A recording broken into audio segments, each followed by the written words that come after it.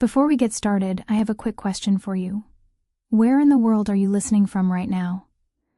Maybe you're somewhere on the East Coast, out in the Midwest, or catching this from the sunny South. While you're thinking about that, go ahead and hit that subscribe button and drop a like on this video so you never miss a story.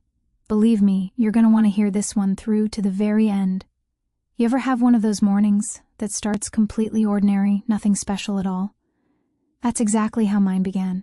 I had absolutely no clue it would become a day I'd never forget. I was down in the archive closet at the office, kneeling between towers of forgotten files and outdated equipment, trying to bring some order to what felt like years of neglect. The air was thick with the smell of aging paper and floor polish, a combination that somehow made me feel both useful and strangely wistful. My hair was pulled back, my sleeves pushed up past my elbows, and I was quietly humming a tune to keep the boredom from creeping in. I had just reached for a bundle of worn folders on the upper shelf when I heard the door creak open behind me.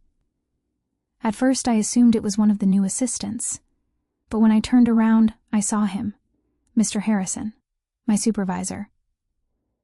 He almost never ventured back here. Honestly, most people forgot this room even existed unless there was something urgent. My heart gave an unexpected jolt, half from surprise and half from something I couldn't quite name.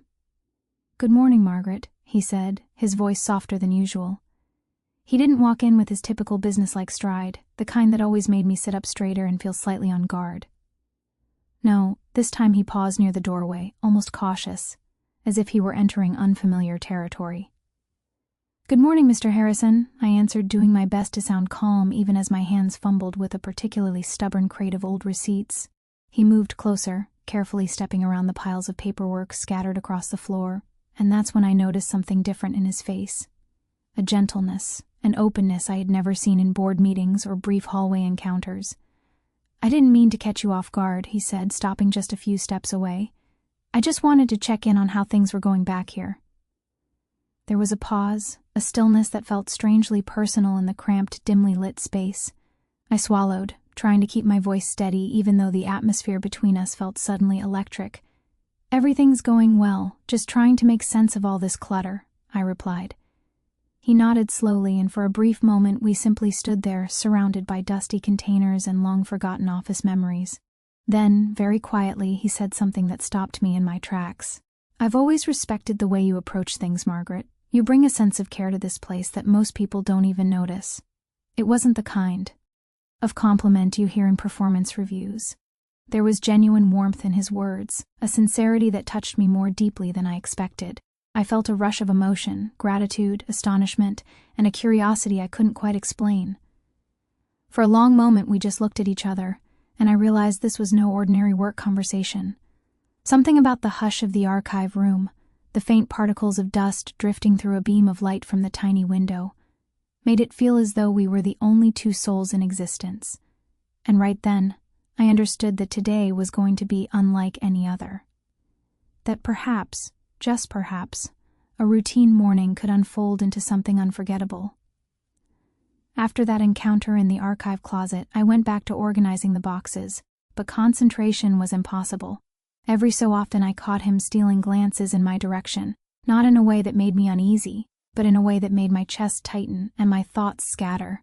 There was a steadiness in his presence, like sitting beside a gentle flame on a winter evening, constant, comforting, and reassuring. I started noticing small details I had overlooked before. The way he clasped his hands behind his back when deep in thought. The faint smile that flickered in his eyes even when his lips didn't move. The way his tone grew softer, almost reflective, when he asked how long it might take to finish organizing the space. I realized I had always admired him professionally, but today I was seeing him through entirely new eyes. "I had no idea things had piled up so much back here," he said, bending slightly to retrieve a fallen document. His fingers grazed mine as he passed it over, and for an instant the universe seemed to contract to that single point of contact. "You'd be amazed at what people abandon in here," I said with a quiet laugh, trying to hide the flutter in my stomach. He let out a low chuckle, a warm, easy sound that made me smile more genuinely than I had in weeks. "Maybe I should visit more often," he said. There was a pause, and then he added, "Not just to see the clutter, but to see you." The words landed differently than I anticipated. There was no hidden agenda, no pressure, just pure honesty. I found myself drawn to that honesty, to the realization that someone I had known professionally for so long could suddenly feel so personal, so present. I reached for another container, and he stepped closer, not crowding me, just near enough that I could feel his presence fully. The light streaming through the small window caught the silver in his hair, the fine lines on his face that spoke of experience and wisdom. For the first time, I truly saw him, not as my supervisor, not as the man who delegated tasks, but as a human being with depth and layers I had never considered. "Margaret," he said quietly, almost as if speaking to himself, "do you ever feel like there's something more to all of this? Something beyond the daily routine?" I hesitated, looking at the shelves, at the boxes, at him. "I do," I confessed. "Sometimes it feels like we're all just going through the motions without recognizing what truly matters." He nodded thoughtfully. "Exactly. And I think we often fail to appreciate the things and people that really count until they're standing right before us." We remained in silence for several moments, enveloped by dusty crates and the faint aroma of aged paper. An unexpected peace settled over me, mingled with a nervous anticipation. There was an unspoken agreement in that quiet, a mutual acknowledgement that something rare and delicate was unfolding between us. When he finally moved toward the exit, he stopped at the threshold. "I don't usually speak this way at work," he said, his gaze meeting mine, "but I'm grateful I came down here today." "So am I," I whispered, and the words carried more weight than either of us probably understood. As the door clicked shut behind him, I leaned back against a stack of containers, my heart still racing. I knew something had changed. A subtle but undeniable shift in the tempo of my day, my life even. For the first time in ages, I felt that spark of hope, that life could astonish you in the most mundane places, and that perhaps, just perhaps, it could blossom into something beautiful. The following days felt different, though nothing had outwardly changed. Work continued as always. Documents were processed, messages answered, conferences attended, but I caught myself replaying that moment in the archive room far more often than I wanted to admit. Every time I spotted Mr. Harrison in the corridor or passing by my workspace, my pulse quickened, and I found myself searching for any small indication that he was still feeling the same quiet bond. Then one afternoon, everything shifted again. I was arranging the far corner of the archive room, this time dealing with boxes of old holiday decorations, when I heard the familiar creak of the door. I froze for an instant, a strange blend of expectation and anxiety washing over me. And there he was, standing in the doorway with a manila envelope in his hand, looking almost uncertain, as if he wasn't sure whether to enter. "Hello, Margaret," he said gently. The tone was different now, warmer, more intimate, like he was sharing something confidential. "Hello," I responded, trying to steady my voice. "Back again?" He smiled faintly, stepping nearer. I wanted to follow up on something, and maybe talk a little. He surveyed the shelves around us, the unevenly stacked boxes, the sunlight pouring through the window, and then looked back at me. "Do you have a moment?" I nodded, and suddenly the room felt smaller, more intimate, as though the walls themselves had drawn closer to create a space just for us. He handed me the envelope, lingering for a second, his fingers brushing mine as I accepted it. That brief contact sent a shiver through me I couldn't rationalize. We began talking. Not about work, not about deadlines or assignments, but about life, about memories, about things we had never revealed before. He spoke about his upbringing, the obstacles he had overcome, the quiet disappointments and modest victories. I found myself opening up as well, sharing parts of myself I normally kept hidden behind courteous smiles and professional distance. There was laughter, naturally, soft and authentic, and there were stretches of silence, comfortable and reassuring. For a while it seemed the outside world had dissolved, leaving only the two of us in that dim, dusty archive room, and in that space, I experienced something unexpected. Trust. Trust that we could be genuine with each other without criticism. Trust that our bond wasn't merely passing interest, but something deeper, something profoundly human.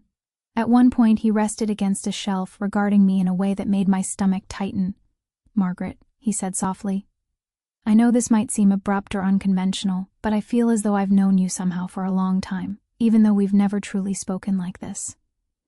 I took a deep breath, searching for the right words. "I feel the same," I admitted. "It's unexpected, but it feels genuine." He nodded, a quiet understanding passing between us.